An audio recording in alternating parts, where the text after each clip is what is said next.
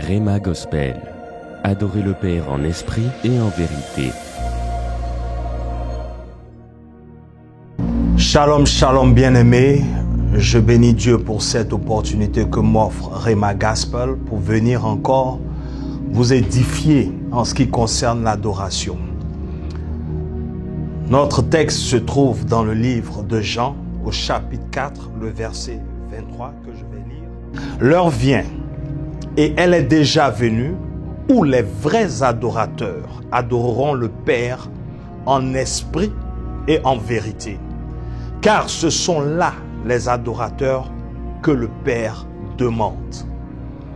Je sais que ce texte ou ce passage biblique a été expliqué en long et en large. Mais je viens ajouter une touche à votre adoration ou à notre adoration. En fait, par ce texte, Dieu est en train de nous montrer qu'il y avait des psalmistes, il y avait des chantres, il y avait même une catégorie d'adorateurs, mais il n'y avait pas de vrais adorateurs. Et donc, l'heure est venue où Dieu, ce qu'il recherche, c'est plus les chantres, c'est plus les adorateurs. C'est vrai, c'est bon, c'est important, mais il recherche des vrais adorateurs qui adoreront le Père en esprit et en vérité. Il y a ici trois thèmes, sinon trois expressions que je veux exploiter par rapport à mon intervention. D'abord, vrai. Le mot vrai vient de vérité. Et il y a aussi en esprit, en vérité. Alors, quand Dieu dit qu'il cherche les vrais adorateurs et que Jésus, c'est en rencontrant une Samaritaine et qu'il mentionne que ça ne sera plus dans un endroit géographique, ça ne sera plus à un moment expressément ou explicitement, mais à n'importe quel moment, il va falloir adorer ce Dieu-là. Et pas l'adorer n'importe comment. En esprit et en vérité. Alors, peuple de Dieu, si tu as été un adorateur, je veux ici t'encourager à devenir un vrai adorateur. Pourquoi? Parce que jusque-là, Dieu, c'est-à-dire le Père, avait été connu d'une certaine façon. L'esprit ne pouvait pas habiter dans le corps. Jésus n'avait pas encore été glorifié. C'est-à-dire que jamais dans l'histoire de l'humanité, Dieu a habité un corps humain. Donc les gens pouvaient adorer Dieu, mais ça ne pouvait pas être en esprit. Parce qu'eux-mêmes n'étaient pas esprits, n'étant pas baptisés de l'Esprit Saint. Et il faut avoir l'Esprit de Dieu pour entrer dans la vérité en ce qui concerne l'identité de Dieu. Ça veut dire que quoi? Le Fils nous permet de connaître le Père. Et donc par le Fils, par la connaissance du Fils, nous avons accès à l'Esprit éternel qui nous permet de devenir de vrais adorateurs. Qu'est-ce que je veux dire? Je veux dire que désormais, ce n'est plus étant Lévi, ce n'est plus étant de la tribu de Lévi, ce n'est plus étant de la tribu de Juda, ce n'est plus étant un Israélien, parce que la révélation se fait lorsqu'il rencontre la Samaritaine, en plus qui n'a pas une vie qui la qualifie même pour avoir cette révélation.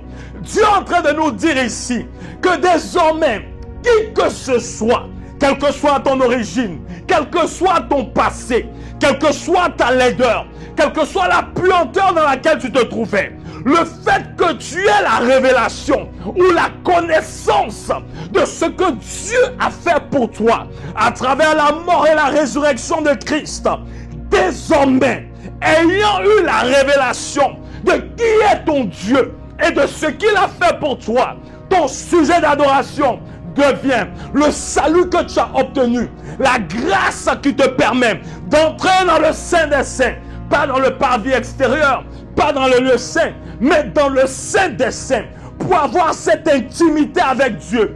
Peuple de Dieu, l'adoration n'est donc désormais plus une histoire d'un temps précis ou d'un endroit géographiquement, mais le seul endroit où cette adoration peut se faire éternellement Parce que ayant reçu l'esprit d'adoption, le Saint-Esprit, le corps que l'homme offre à Dieu, le corps que nous ouvrons à notre Seigneur, permet maintenant d'avoir des personnes humaines, mais qui adorent le Père en esprit et en vérité.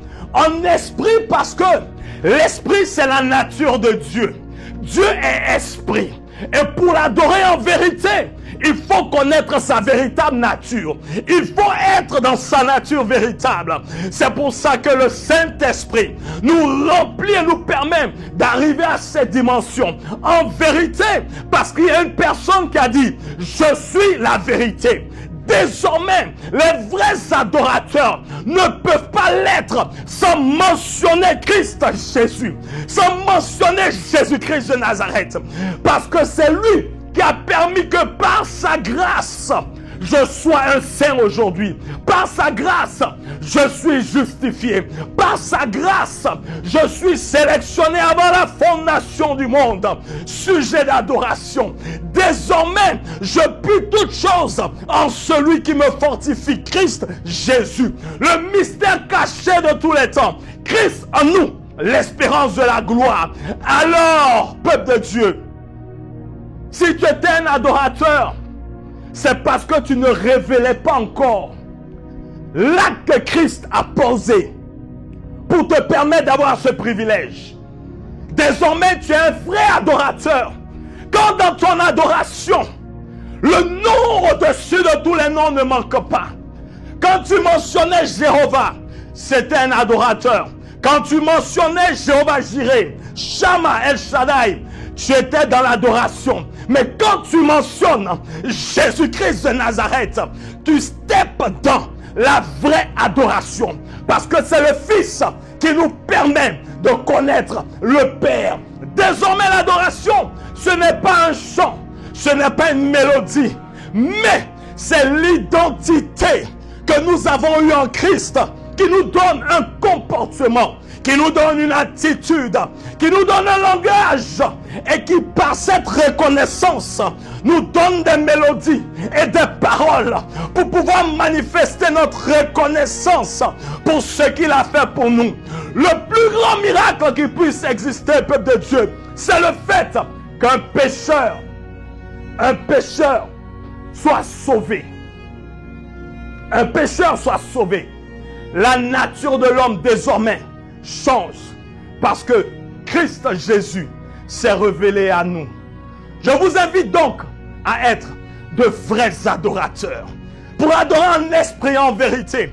Pas des moments de chant ou de cantique, mais l'amour de la reconnaissance de l'acte rédempteur de Jésus-Christ de Nazareth à la croix de Golgotha nous qualifie de vrais adorateurs. Oui, de vrais adorateurs.